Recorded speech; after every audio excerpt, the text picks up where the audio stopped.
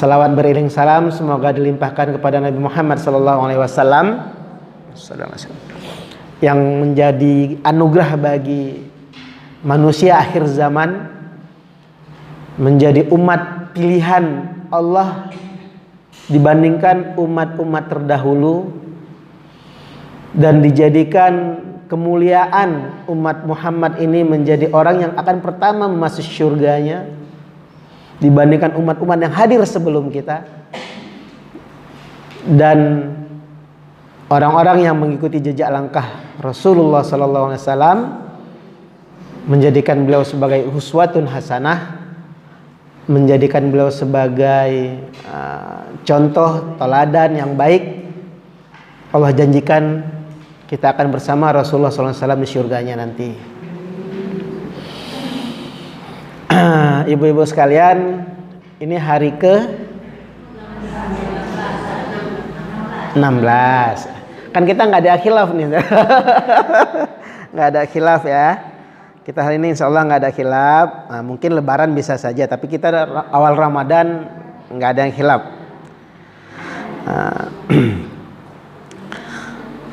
Materi saya hari ini saatnya kita berubah. Bahasa kira-kira yang bahasa ibu-ibu pengajian apa yang ibu pahami? Saatnya kita berubah. Bu, tunjuk tangan dong. Silakan Bu. Yang mau jawab. Hijrah. Ya. Siapa lagi? Ya? Oh ya, oke. Baik. Kalau misalnya gini, kita buat judul hijrah. Kira-kira hijrah ini konsumsi untuk siapa?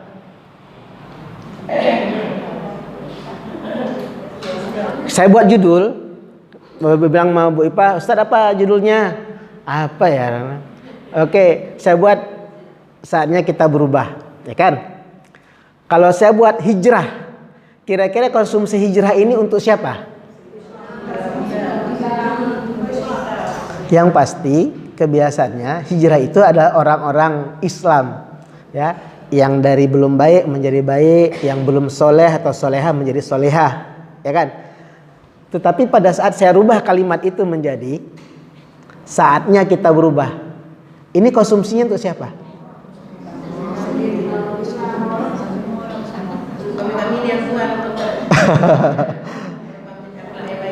Ya, ini saya ingin melihat judul ya, hijrah dan saatnya kita berubah.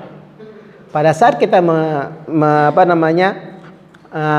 membuat judul itu menjadi kalimat hijrah, seakan-akan terlalu sakral atau terlalu khusus untuk umat Islam. Padahal Rasulullah SAW diturunkan sebagai Rasul akhir zaman, Rasul umat terakhir.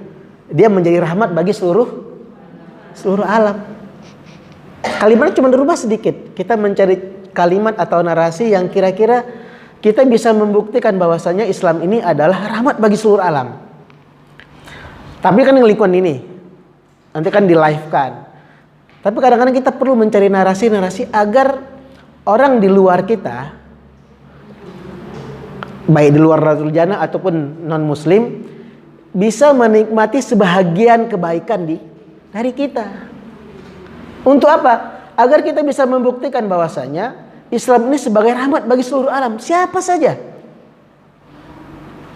Kita harus buktikan karena kita sebagai orang Islam, kita pengikut Rasulullah dan kita mencontohkan Rasulullah sebagai suri tauladan, harus membuktikan, mengaplikasikan dalam bentuk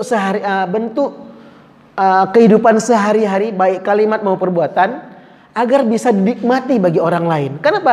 Karena kita kuntum khaira ummah. Kita umat terbaik yang memang Allah hadirkan di permukaan bumi untuk menjadi contoh teladan bagi orang di luar kita. Tapi kalau kita hanya khusus, hijrah Ustaz, kita mau dari yang belum baik menjadi baik, kan terlalu khusus Islam itu. Padahal kata-kata Islam ada kata-kata salam, selamat. Yang masuk Islam akan mendapatkan keselamatan. Kita harus buktikan itu. Nggak bisa menjadi, kita tidak bisa hanya bisa menikmati kesolehan sendiri. Soleh kita hanya untuk diri sendiri, nggak boleh. Kenapa? Kan kita mengaku sebagai umat Rasulullah.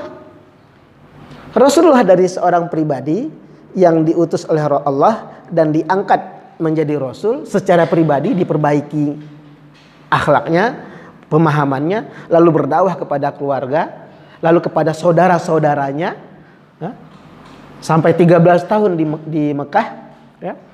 Penolakan kuat. Yang menolak siapa? Keluarga sendiri, keluarga terdekat, paman sendiri. Sampai beliau hijrah. Nah, kalimatnya pindah hijrah. Setelah 13 tahun beliau hijrah pindah ke Madinah. Apa keuntungan dari hijrah tersebut? Dari Purwan, berdirilah sebuah negeri yang namanya negeri Madinah. Tidak dibuat negeri Islam. Tapi negeri Madinah. Kata Yasrib diganti, ya, maka menjadi Madinah. Jadi ibu-ibu sekalian, ini yang perlu RJ, ya, atau jemaah RJ buktikan bahwasanya Islam yang kita pelajari hari ini, ustadz-ustadz kaliber-kaliber terbaik yang hadir di sini bisa menghasilkan contoh teladan terbaik di diri kita untuk menjadi sumber inspirasi bagi orang lain. Bukan saja muslim, tapi non muslim. Mengapa? Bukankah Allah ciptakan kita berpuak-puak, bersuku-suku, berbangsa-bangsa untuk saling kenal? Kalau seandainya para saudagar-saudagar dari Jazirah Arab, baik Hujurat dan lain-lain tidak datang ke Pasai, apakah kita bisa menikmati Islam? Gak bisa. Karena memang pindah, berhijrah, ya, atau melakukan perbaikan, menjadikan diri sebagai contoh teladan, itu memang harus disampaikan. Nauzubillah min zalik. Kita ngaji di sini, tetapi sama tetangga saja nggak baik, ya, kiri kanan. Bahkan kan kata Rasulullah itu kan kalau tetangga itu 40 rumah kan, kiri kanan depan belakang itu tetangga. Dan tetangga itu saudara terdekat. Bahkan tetangga itu juga punya hak untuk disampaikan wasiat. Begitu dekatnya tetangga. Kalau kita bermusuhan dengan tetangga, atau kita nggak baikan sama tetangga, gimana? Ya? Nah, jadi ibu-ibu sekalian, saya juga lagi belajar untuk bisa mengeneral pemahaman saya terhadap maksud dari Rasulullah sebagai rahmatan lil alamin. Harus kita pahami itu. Untuk apa? Karena Islam ini memang Allah berikan kepada umat di akhir zaman. Nabi Isa diturunkan kepada bangsa Israel, Nabi Musa bangsa Israel. Seluruh nabi dan sebagian rasul itu diberikan kepada khusus kepada kaumnya. Tapi Rasulullah tidak. Kepada seluruh kaum. Kita juga seperti itu. Harus menjadikan diri kita sebagai contoh model, role model Islam untuk seluruh kaum. Bukan hanya kita. Apalagi kita coba bayangin dibandingkan Arab, negeri-negeri Arab atau Eropa atau Afrika, ya. Cita rasa ragam warna kulit Indonesia paling banyak dibandingkan dengan. Bahkan Indonesia punya bahasa sekitar 800 bahasa. Indonesia 800 bahasa. Kulitnya hitam manis, ya, coklat, keling, putih, ada mata biru dan lain-lain sebagainya. Allah berikan anugerah pada negeri ini, pada kita yang lahir di Indonesia ini. Kita nggak tahu ya, ada rahasia apa yang Allah berikan, mungkin kita tidak tahu hari ini. Tetapi kita belajar dari sejarah bahwasanya hampir tidak ada di sebuah negara yang orangnya aneh seperti, unik-unik seperti Indonesia. Ya, coba kita di ruangan ini, panjang, pendek, gemuk, kurus, ya kan, hitam, putih, mancung, pesek, ada mancung ke dalam.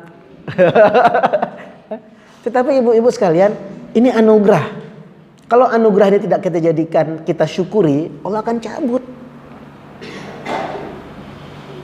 Nah, makanya ibu sekalian, bahwasanya untuk menemukan judul ini agar mudah pun kita harus, karena akan dikonsumsi untuk publik. Islam ini harus dinikmati oleh seluruhnya. Seandainya pun orang kafir, dia menikmati keislaman, dia menikmati Islam walaupun kafir sampai dia mati. Makanya dalam Islam tidak ada dosa turunan. Hatta pada saat anak-anak kita balik, pada saat itu putus, dia bertanggung jawab terhadap dirinya, dosanya, semuanya. Kita nggak punya. Maka ibu-ibu sekalian, sudah waktunya kita berubah, berbenah. Rodatul Jannah sendiri juga harus berbenah, agar taman surga ini tidak hanya sebatas tembok-tembok seperti ini. Kita harus berubah ibu-ibu sekalian.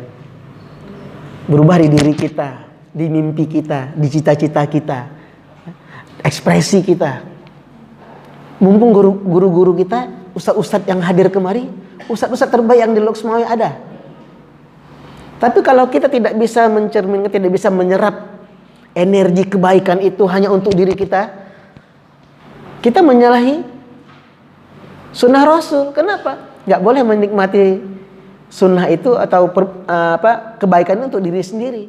Dia harus menjadi kebaikan sosial. Dia harus berefek. Jadi kalau ini belum berefek, kita perlu melakukan review terhadap diri kita. Apa yang salah? Nah, setiap kalimat hijrah ataupun sudah saatnya kita berbenah, memperbaiki diri, itu ada awal yang harus kita lakukan. Siapa tahu apa awal yang harus kita lakukan apa? Ya, makanya Imam Nawawi menempatkan niat itu di dalam kitab Riyadhus Shalihin nomor 1. Begitu pentingnya niat. Ya. Ada yang hijrah atau ada yang berubah karena Allah dan Rasul, ada yang berubah atau hijrah karena wanita, ada juga yang berubah karena harta, tahta dan lain-lain. Tetapi ingat, Allah memahami, memaklumi bingkai niat. Apakah ada salah karena wanita? Enggak. Dia akan mendapati wanita. Apakah ada salah dengan harta? Tidak. Dia akan mendapatkan harta sesuai dengan niatnya. Tetapi yang lebih baik adalah hijrah atau berubah karena Allah dan Rasul. Dia akan mendapatkan pahalanya dan juga akan mendapatkan yang diinginkan berikutnya. Niat. Innamal a'malu niat. Sumber inspirasi kekuatan itu ada di niat. Pada saat kita mendirikan Rodatul Jannah ini, apa niat kita? Ini menjadi sumber seluruh dari aktivitas kita di sini. Inilah yang akan menjadi, apakah ini cukup sebatas dengan tembok-tembok itu, Rodatul Jannah, di luar bukan Rodatul Jannah lagi? Atau orang di sekitar kita bisa menikmati bagian dari Rodatul Jannah. Dia juga menjadi bagian dari taman-taman surga nantinya. Rodatul Jannah sudah berapa tahun, Ibu?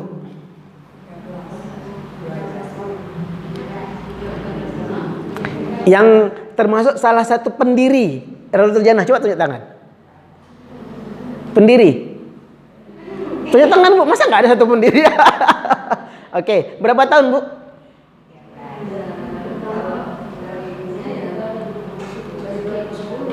Dari 2010. Waktu pertama kali ya balai kecil, itu tahun berapa?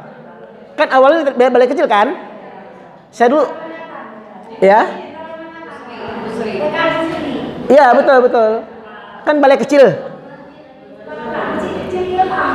Betul. Saya Bu waktu itu masih walau udah keluar dari remaja masjid, cuman pengajian ibu-ibu di balai sama ustaz musik saya udah tahu.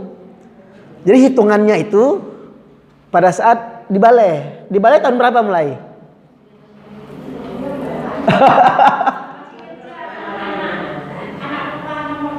Berapa usianya sekarang? 20 tahun ada. Berat 25. Berarti lebih kurang kita udah 20 tahun loh. Coba bayangin, 20 tahun kita harus melahirkan, seharusnya kan kita punya anak. Pendiri RJ ini harus punya anak seharusnya. 20 tahun masa yang lama. Ya Bu ya. Coba bayangin 20 tahun. Kalau tadi si Ilham 25 masa usianya, kita 20, berarti kita harus punya anak sekitar umur 18 tahun. Masa dia sudah beranjak dewasa, udah balik. Coba ibu lihat kiri kanan ibu. Berapa banyak yang sudah pergi? Ya, berapa banyak yang sudah pergi? Berapa banyak masih di sini?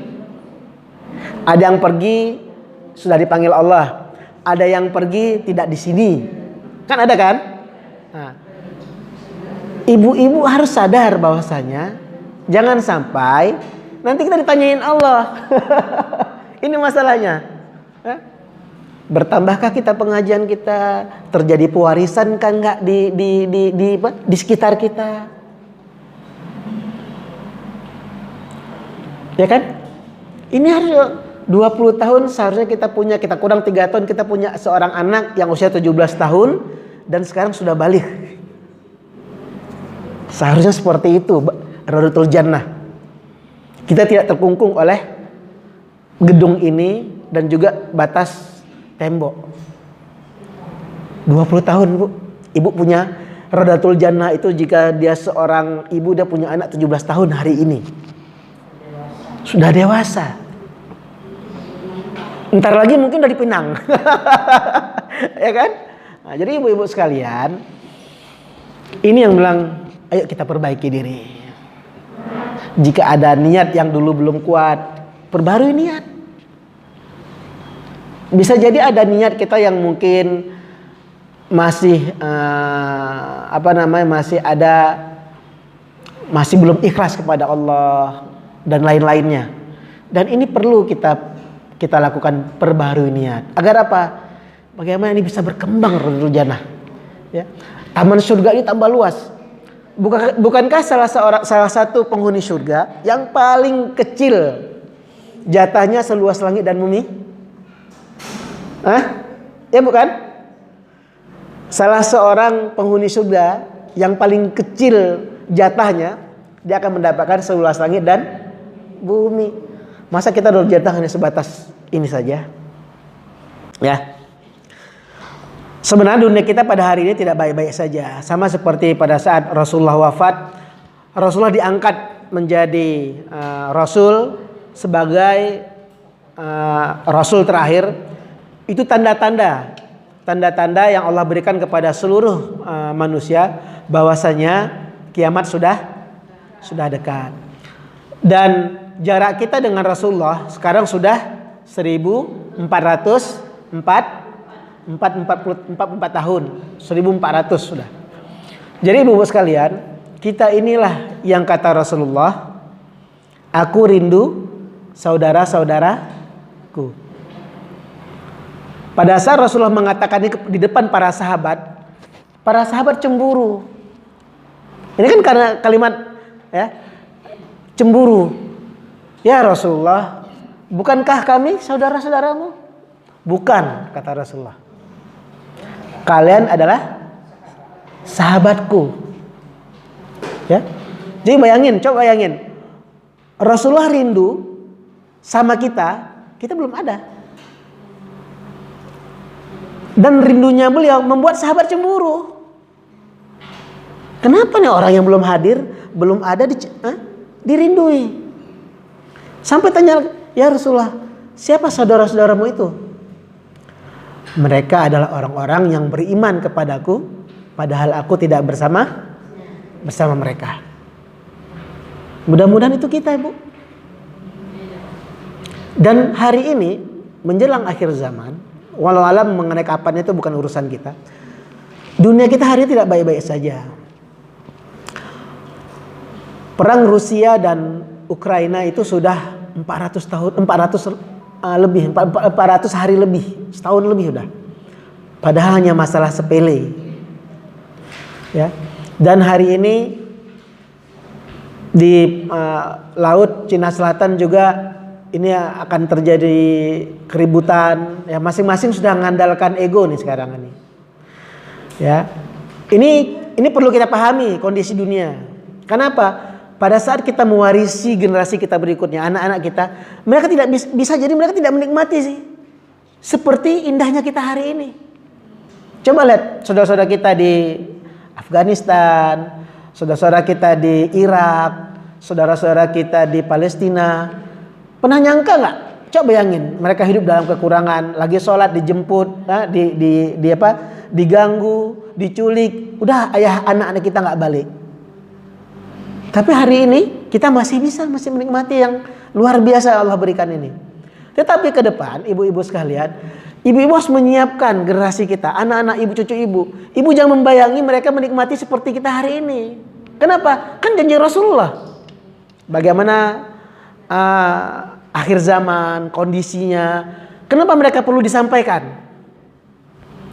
Agar mereka lebih tahu menghadapi hidup di kemudian hari. Bagaimana tanda-tanda zaman, ya kan? Hari ini macam kita bilang, sebahagian Arab yang bukan daerah dingin sudah hijau, kan gitu. Ini kan tanda-tanda mengenai kapan dekat dan itu bukan urusan kita. Tetapi ini semua tanda-tanda yang Allah berikan kepada kita. Terus sebagai orang tua, sebagai nenek dan sebagainya, ceritakan ini kepada anak cucu kita untuk apa? Bisa jadi mereka hidup tidak seperti kita. Betul nggak? Iya. Siapa pernah menyangka Arab Spring gagal? Hampir semua negara Islam di Arab porak-poranda. Ya, jangankan untuk sholat, untuk pengajian gini pun nggak bisa lagi. Untuk cari makan saya nggak ada, air bersih saya tidak. Ya, dan ini makanya kan. Pada saat Jibril menyampaikan hadir tiba-tiba orang berbaju putih hadir di jemaahnya Rasulullah, kan bercerita tentang kiamat kan? Akhir zaman itu diceritakan apa tanda-tandanya, kan disebut tanda-tandanya. Dan itu bagian dari keimanan kita ibu-ibu. Itu bagian dan rukun iman. Percaya kepada qada dan qadar. Dan kiamat itu qada qadar. Akhir zaman itu qada dan qadar. Rukun iman. Ini salah satu tanggung jawab kita menyampaikan kepada mereka. Karena belum tentu mereka bisa menikmati sebagaimana indahnya kita pada hari ini. Keruntuhan kekhalifahan Turki Utsmani itu di 1924 Maret. Saya lupa tanggal 3 Maret atau tanggal 11 Maret itu runtuh khalifahan Imperium Islam terakhir lah Utsmani. Dan ini menjelang 100 tahun. Tahun depan 2024. Ini menjelang 100 tahun keruntuhan kekhilafahan. Kita nggak tahu tanda-tanda apa yang Allah berikan. Kita tidak tahu porak-porandanya seperti kita hari ini. Dulu sebelum Perang Dunia Pertama dan Kedua, Indonesia tidak ada, Malaysia tidak ada, Arab juga tidak ada, negara Irak, Iran itu nggak ada. Tapi pasca Perang Dunia Kedua itu dikapling-kapling. Ada Qatar, ada Kuwait. Dulu itu nggak ada semua. Jazirah Arab itu satu negara. Dan itu pernah terpikirkan oleh generasi kita sebelumnya. Nggak pernah terpikirkan tiba-tiba berdiri negara. Sama seperti kita pisahnya Timur Timur. Apakah itu pernah terpikir oleh pendiri bangsa ini? Tidak. Karena jutaan orang meninggal untuk memperjuangkan Timur Timur masuk ke Indonesia. Tapi ini sudah lepas. Dan hari ini ibu-ibu sekalian, kita tidak sedang baik-baik saja. Dan ini saya perlu sampaikan kepada ibu-ibu. Bukan nakut-nakutin. Ingat, kita harus paham kondisi kita hari ini. Kenapa? Kita mungkin usia kita paling banter berapa tahun lagi lah. Tapi dunia ini kan harus diwariskan. Maka saya bilang Raudhatul Jannah ini tidak hanya sebatas gedung dan pagar sini, tidak. Kondisi kita juga hari ini di negeri ini juga tidak baik-baik saja. Dan terjadi konflik di antara kita, memasuki tahun politik ini bisa terjadi. Sama seperti pada 2019, saling fitnah, saling mengkafirkan, ya, saling mengklaim yang pilih A ini masuk surga, yang pilih B enggak masuk surga, padahal dua-duanya ini Islam. Ya kan? Kan ingat kejadian pada saat itu, saya lupa nama sahabat Usama atau siapa.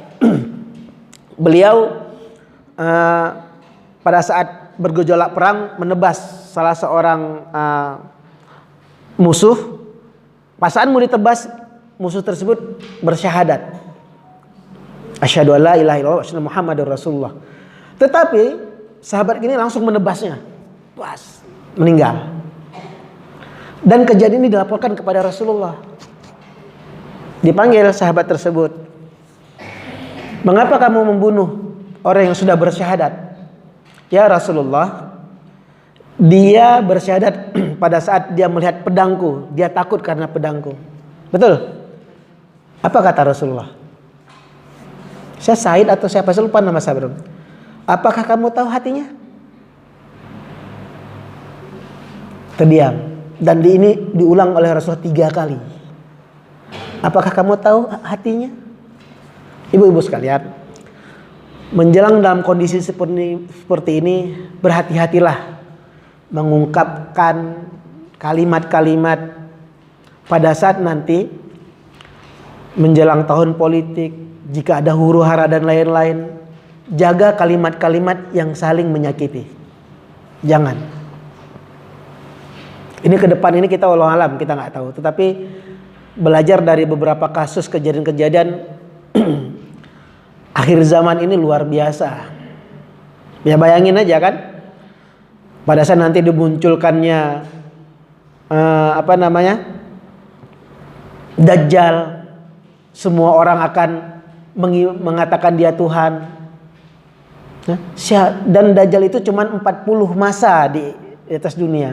Bahkan ada satu tafsir 40 hari, tetapi masanya panjang. Ya kan? Tetapi banyak di situ orang-orang yang menjadi kafir, murtad. Kenapa? Pada saat itu kita kehausan, dunia lagi kering, ya.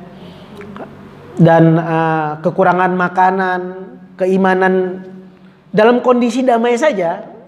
Saya pernah ceritakan ibu saya waktu pas beliau tinggal di Medan. Pada saat kondisi seperti itu di tahun 70-an 80-an saja, hanya gara-gara lapar sedikit dengan sebungkus beras bisa pindah agama. Apalagi nanti di akhir zaman pada saat Dajjal turun. Dia menampakkan kanannya, ya, dia menampakkan membawa makanan, segunung-gunung makanan pada saat orang kelaparan. Dia bisa menghidupkan orang mati. Dia bisa memerintahkan awan, hujan sebelah sana, hujan sebelah sini. Bayangin, bagaimana dengan iman kita pada saat itu? Kita kelaparan, melihat anak kita kelaparan. Dan ini ujian keimanan. Makanya pantas Rasul mengatakan, aku rindu saudara-saudaraku. Karena akan berat. Akan berat. Dan masa ini ibu-ibu sekalian, sampaikanlah berlahan-lahan kepada anak cucu kita. Mungkin kita tidak masuk dalam era seperti itu, tapi anak cucu kita akan bertemu dengan dunia seperti itu yang kita sendiri nggak bisa membayangkan. Dan mereka lah pewaris kita. Dan kita ini umat yang dirindukan. Maka saya bilang, karena ini bagian dari qada dan qadar, bagian dari rukun iman yang harus kita yakin dan seyakin-yakinnya harus disampaikan juga kepada anak-anak kita. Jadi bukan hanya sekedar untung baik, untung buruk. Bukan hanya itu. Dunia seperti ini juga harus disampaikan. Coba lihat siaran televisi. Ya, siaran televisi itu ibu-ibu gandrung, misalnya yang suka drama India, Turkistan, geser ke Antv, yang suka nanti Korea, geser kemari, ya kan? Macam-macam lah kita gerakan. Di satu sisi di berita beda dunianya. Di salah satu telenovela, yang satu lagi ngomong berkenaan dengan drakor dan lain-lain. Pada saat dunia nyata, di sana lagi perang, di sini lagi nggak nyambung. Dan kita semua dilalaikan. Antara dunia nyata dengan dunia hiburan jauh berbeda. Kalau kita sibuk dengan dunia hiburan, kita terbawa dengan hiburan. Kenapa hari ini banyak merajalela zina? Karena nontonan kita drakor. Kenapa orang banyak selingkuh? Tontonan kita adalah drakor. Kenapa anak-anak sekolah? Coba, dulu kita nggak pernah dengar begal di Lok Sumawe. Tiba-tiba sudah ada begal di Lok Sumawe. Dulu kita tidak pernah dengar anak-anak bawa sabit, bawa parang, bawa pedang di jalanan. Tapi sekarang anak-anak di usia belasan tahun bawa pedang, bawa arit, bawa macam-macam. Dulu masa-masa kita kecil, kami kecil kita bawa pistol-pistolan, pistol air, pistol gedum-gedum, tapi nggak menyakiti orang. Tapi hari ini pedang, parang, trisula. Ini yang kita hadapi, Ibu-ibu sekalian. Jadikan Suratul Jannah ini bagian dari memperbaiki itu. Ibu, kita harus buktikan bahwasanya kesolehan kita ini harus menjadi kesolehan sosial. Tidak boleh kita nikmati soleh kita sendiri, nggak boleh. Kenapa? Itu sunnah Rasulullah. Itu tuntunan Rasulullah kepada kita. Agar kesolehan kita bisa menjadi cahaya bagi orang lain, mendapat kesolehan. Agar perbaikan diri kita bisa menjadi alat orang untuk memperbaiki diri. Jangan sampai nauzubillah menjadi banyak majelis taklim, banyak pengajian-pengajian, tapi anak-anak kita nggak ada yang urus. Bawa kelewang, bawa macam-macam di jalanan. Gadget, televisi, bahkan nonton di dalam kamar. Siapa kok bukan kita yang memperbaiki ini? Maka saya bilang di awal, kita tidak sedang baik-baik saja, Bu. Semua yang dulu kita nonton di TV sudah sampai dulu Sumawe. Orang berselingkuh yang kita dengar-dengar dulu hari ini sudah sampai, sudah hal biasa. Dunia ini sedang baik-baik, tidak baik-baik saja, dan kita akan mengalami fase-fase yang ke depan ini menjemput kiamat. Secara pribadi kita akan menunggu jadwal kita masing-masing secara pribadi. Tetapi akhir dunia juga akan masuk fase-fase yang mungkin di luar logika kita. Gempa hampir setiap hari ada gempa. Kalau Ibu ada download BMKG Indonesia, itu per menit gempa di Indonesia. Baik yang kecil-kecil maupun yang besar-besar. Pada saat kita kering, ada daerah lain banjir. Ya, Lok Sumawe kering, Aceh Selatan banjir. Kan lucu jadinya kan? Satu daerah. Atau yang palingnya yang banyak istilahnya hujan lokal.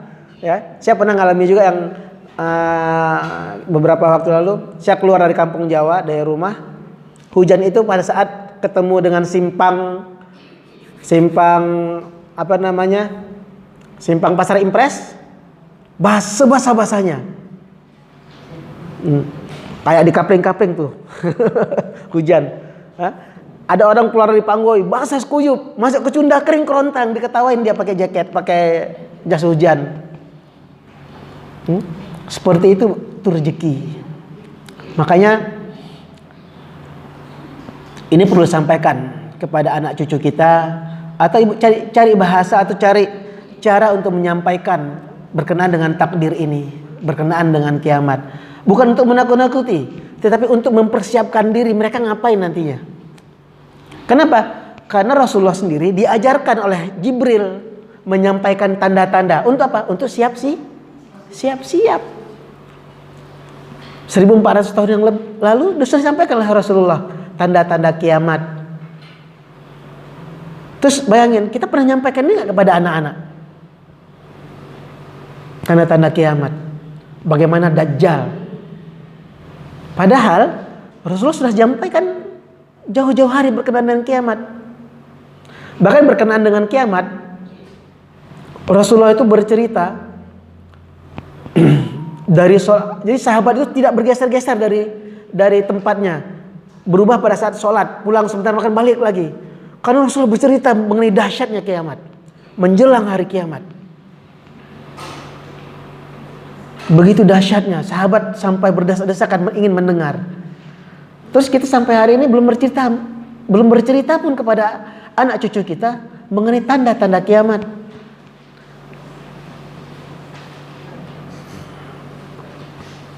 Ini ibu sekalian, perbaiki niat untuk apa kita di RJ, agar seluruh serapan ilmu yang disampaikan oleh para ustadz menjadi energi kekuatan kita untuk menyampaikan kepada anak cucu kita.